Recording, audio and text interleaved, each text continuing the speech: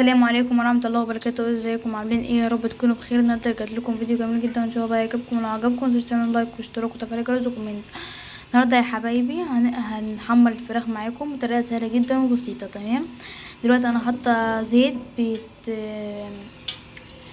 بيتقدح. اول ما يتقدح هروح انزل. شايفين اهو. تمام، دلوقتي يا حبايبي انا بحط على الفراخ.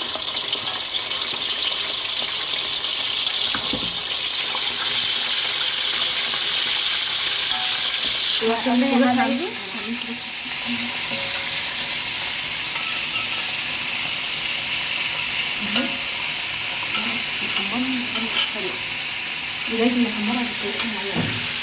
بس دي تحميل الطريقة العادية. تمام،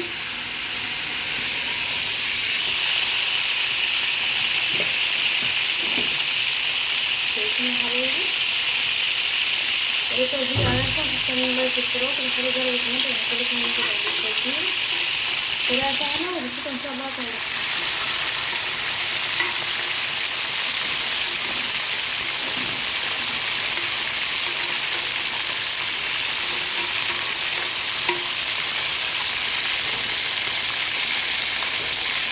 طريقة الفيديو عجبكم تستعملوا لايك واشتراك.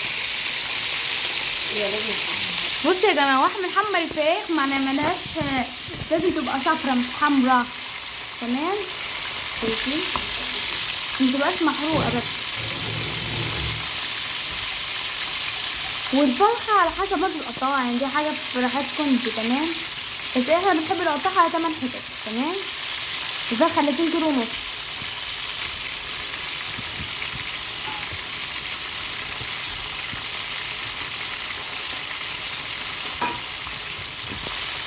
شايفين يا حبايبي؟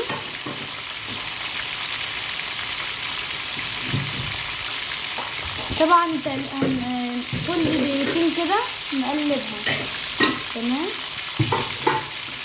طبعا انا بعمل الرز، بس الرز اهو خلطته بالشوربه.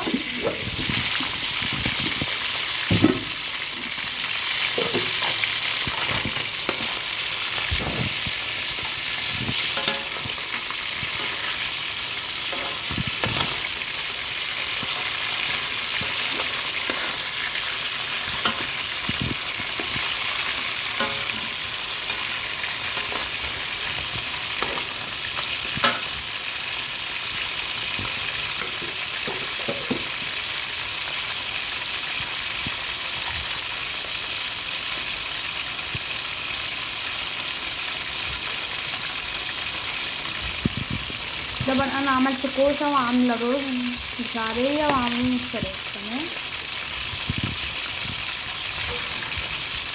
احنا نفسنا واخد اصلا يا جماعه. خلينا على فكره الساعه كام دلوقتي؟ الساعه 7 الليل.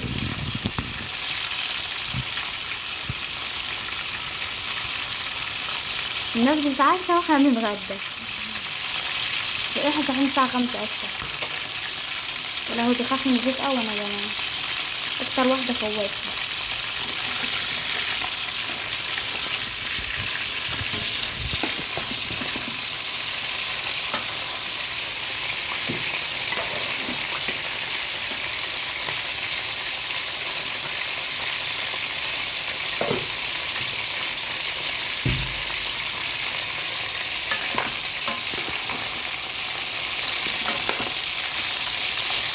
شايفين يا حبايبي بعد ما عمرت الفراخ بالمنظر ده؟ يا ريت لو الفيديو عجبكم متنسوش تعملوا لايك واشتراك وتفعيلوا الجرس وكومنت عشان يوصلكم منه كل جديد.